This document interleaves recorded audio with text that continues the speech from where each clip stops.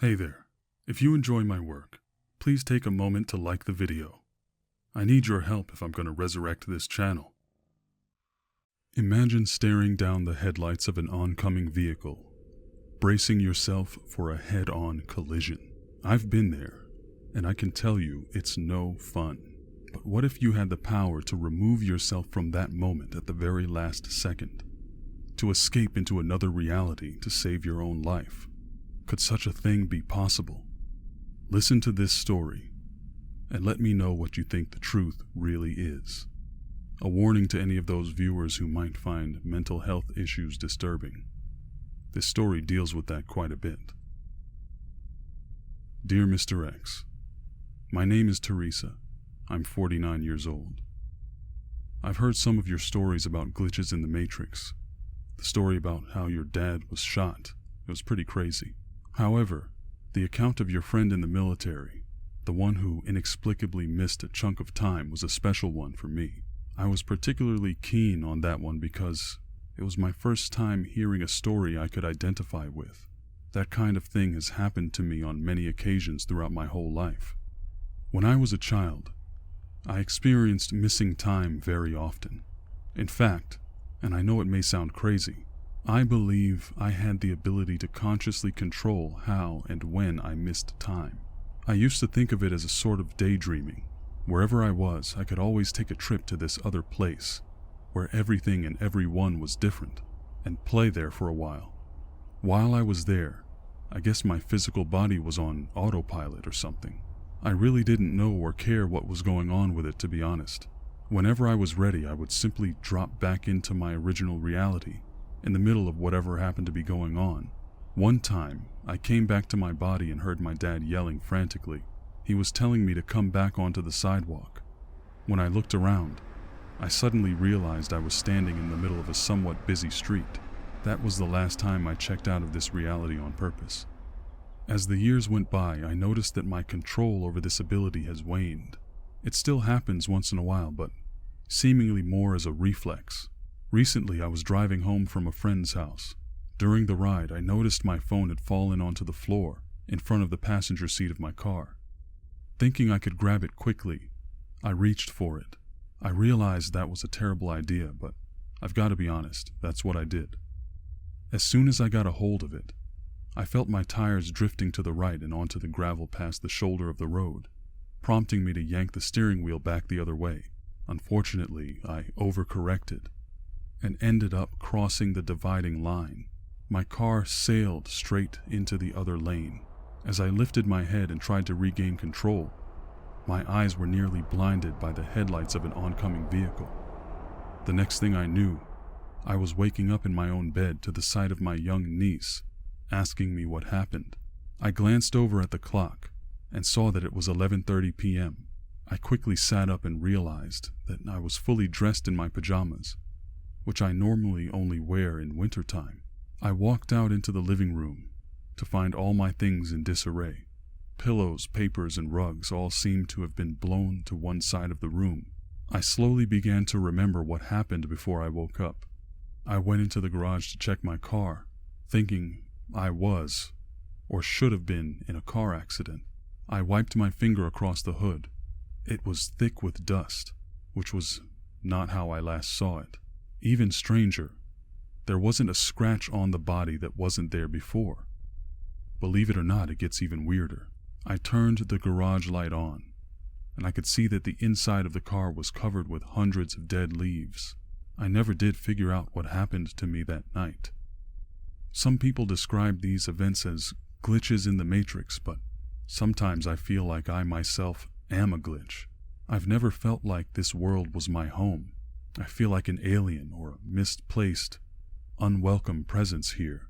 I can never be sure or trust that my experiences are genuine, that they aren't some sort of manufactured presentation put on by some outside force.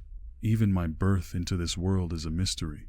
I never knew my true parents because I was adopted at 16 months old. I never spoke a single word until I was 4. I remember trying hard to communicate my thoughts directly and being disappointed that no one could hear me. My adopted family actually thought I was either deaf or mute. I knew something was wrong with me when I began going to school. I would escape from this reality, this place I didn't believe in, every chance I got.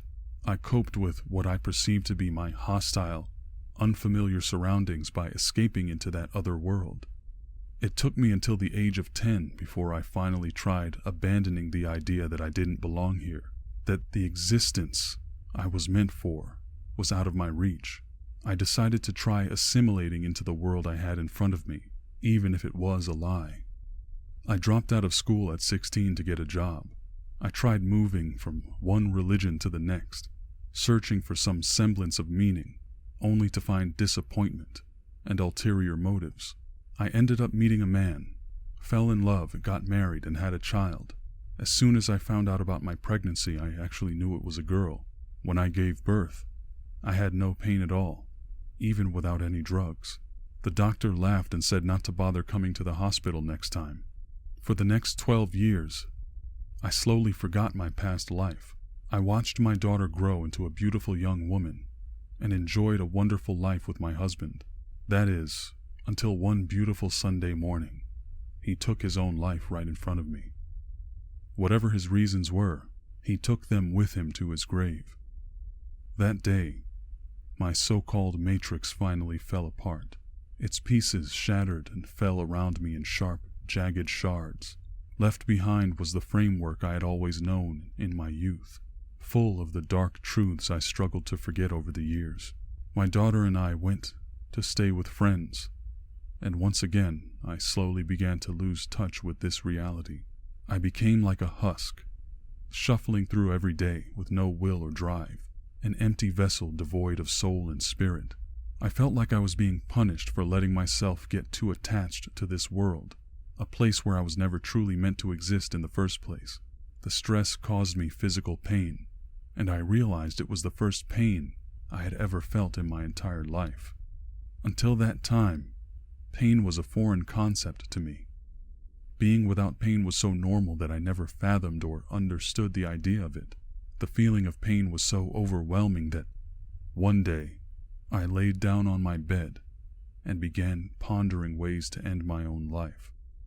As I laid there, I could feel my mind reaching out to the other place again, just like old times. It started with a tiny vibration in my forehead that escalated until it felt as if my skull would crack under the pressure. Fully awake, I ascended into a dark tunnel. I could feel the sensation of my body falling as my mind flew up into a black sky. I was so close to making it back to my home when the thought of my daughter entered my mind, snapping me back to earth. I thought about her and how young she was. She was almost 14. I knew I only had a few years to make a difference in her life before she went out into the world to forge her own path. This world may not have been mine, but it was hers. I couldn't leave her to face the world alone. She wasn't ready. I did fairly well with her as my focus until she went away for college. The feeling that my job here was done came back to me that very night, like I was again without a place in this world. Not long after that, I was diagnosed with a serious medical condition that put me in the hospital for over 6 weeks. After a series of disastrous complications, somehow I survived. Suffice to say that no matter how disconnected I feel from this world, no matter how much I'd rather leave it, I just keep surviving. Anyway, I know there's not much anyone can do to change how strange my life has been, but it's nice to be able to share my story. Thanks for listening. Sincerely, Teresa. Hey there, my friends, Mr. X Dreams here. So, this is a very heavy story with some expansive implications. As I'm sure you would guess, I have a few theories as far as the glitchiness of it all. We'll start with the mundane before we explore the supernatural ideas. So the idea of escapism can be defined as the tendency to seek distraction and relief from unpleasant realities, especially by seeking entertainment or engaging in fantasy. This situation, the plight of our friend Teresa, it could be explained by simply zoning out into an imaginary world. that remains the most likely and the most plausible explanation, but that's not quite how we operate here on my show. So hear me out. It might be a bit far-fetched, but imagine a human body appearing and displacing the air inside of a room proportionate to their body mass instantly. I wonder if that, I'm not a scientist or anything, but I wonder if that event would cause a burst of air that can blow household items across a room. I'm not going to do the math, but it is fun to think about. And that's in reference to the part of the story where she was in the middle of this terrible situation, about to be hit head-on by an oncoming vehicle, and then she blacks out, wakes up in her room with everything in disarray. Unfortunately, this hypothesis doesn't explain the dead leaves that filled her car and the fact that it looked like her car hadn't been driven in probably years, with a thick coat of dust on there that wasn't there before. Or who knows, maybe she just switched over into another dimension in order to escape her death, something that has happened to me in my dreams a few times. Alright, so I can't say I believe in destiny or external purpose even, but a story like this, a woman who feels so out of place and would gladly welcome the embrace of death, yet she seems impossibly resilient and almost bound to this world, this realm. It makes me wonder if some people are indeed here for a specific reason. Another thing that struck a chord with me was her saying that she knew her young daughter was not ready to face the world without her. Most of us who grew up with loving mothers can probably attest that we're never truly ready to go on without them. The sad fact is, sometimes it just happens, and we have no choice but to deal with it. And here comes the rain. Moments of life, loss, love, were the only things that connected Teresa to this world. She felt herself like a living, breathing glitch in the matrix. And I often wonder, are there really people and things misplaced among the countless layers of reality? Could it be that some of us belong to the dimension next door, where the world is just different enough to make one feel at home?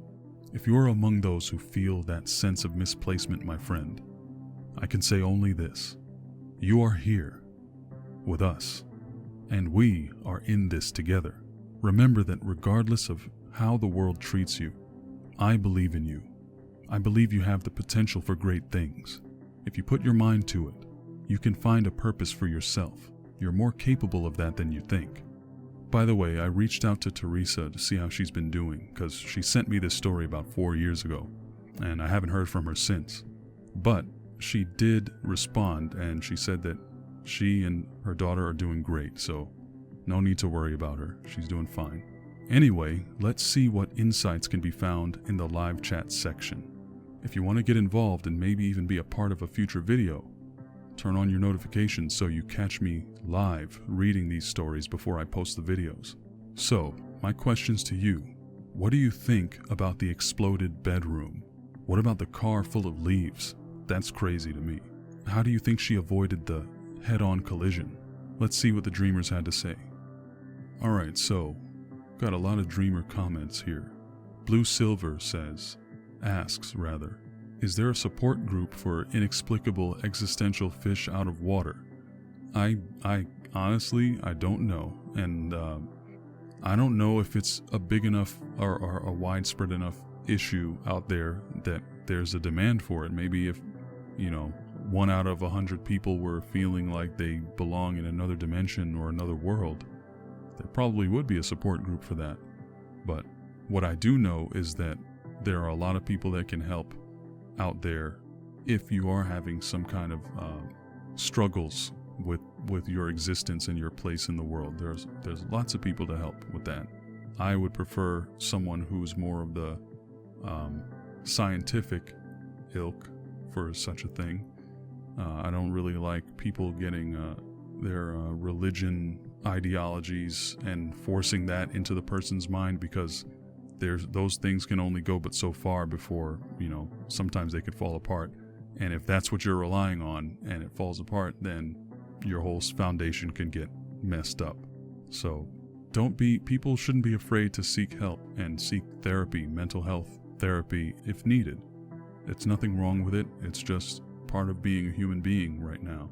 You know, there was a time where there was no such thing, and people just said, hey, either suck it up or, you know, suck it up. It is what it is. But now there are actually avenues for people to get help. And I hope that anyone who needs it does get it, if you have access to it. Cindy S. says, that's good to know. I've been there. My child was the only reason I kept living. Cindy, you got to give me a little bit more information there. I hope that you realize, regardless of whether you have a child, you have worth, and you can have your own purpose. You can decide on a purpose for yourself. It's one that you see as a good enough reason to get up out of bed every morning. You know, and if you don't have one, I guarantee you can find one. You just gotta look, and you just gotta try. Lori Long says, I love this story. Do you think this is a glitch or something like dissociative depression? Yeah, I always try to kind of look at both sides of the coin, especially when it's something cerebral like this. It's not, you know, a faceless, melted humanoid who was 9 feet tall, came out of the bushes and chased me. That could be a mental thing as well. But when it comes to these things that are really self-contained within a person's mind, it's always a possibility that it's not something extraordinary. It's just something normal that a lot of people go through, like dissociative depression, for example. And like I said, I really hope that you're in a place and a position where you can get the help that you need, and don't feel any kind of way about getting it. Dark Phoenix says, I believe we are here for a reason and we have a mission that we need to complete in this earth. That is a commonly held belief by a lot of people. And I think that mission is something that we choose for ourselves. That's just my personal opinion. And like I said, you just got to do it. Find out what mission you want to take on in this world and get it done. One of my missions in life is to share stories and reach out and talk to people. And that's what I'm doing right now. Pete Hudson 44 says, this story breaks my heart. I lost a brother to suicide recently, but even before she mentioned that, I felt for her and the feeling of not belonging. I just hope she finds peace. She has a purpose. Goodness gracious, Pete, I'm sorry I didn't even see this. I'm very, very sorry to hear about your brother and that loss. That's terrible. And yeah, I wish you the best and your family healing from such a devastating loss. Yeah, that's sad to hear. I really enjoy stories that have no definitive, easy explanation that we can just sort of look at and think about and discuss hypothetically and challenge our minds and everything endlessly, really. That's, to me, what makes an interesting story that's really worth telling on this channel. And I'm glad that you all are here and experiencing this with me. I'm glad you enjoyed it as well. So, before we get out of here, I need you guys to help me figure out a code word for this story. Alright, so my friends, before I go, I'm going to leave you with this last thing. If you're listening to this part of the video, the very last moments, type the word headlights in a comment down below so I can see who the real dreamers are. Take care, my friends. Special thanks to this week's Super Chat sponsors: Ellie, Pete Hudson 44, Lori Long, Artie Facial, Master Panda, Mullem, Sleepy, Let's Read, Tariko Tomoso, Fear the Great White, Christy Hill, Ambar Chavez, Zen 2011, Brenda Whitehead, Leanne, and Jessica Bullock. Thank you all very, very much. All right. I hope you enjoyed the show. If you did, don't forget to like and share. If you made it to the very end, you're exactly the kind of subscriber I'm looking for. Don't forget to turn on those notifications. That way, you can catch the live show and discuss the stories with me. Your input might even appear in my next video. Last thing, if you heard a code word after the story, type it in a comment down below so I know who the real dreamers are. Take care, my friend. Until next time.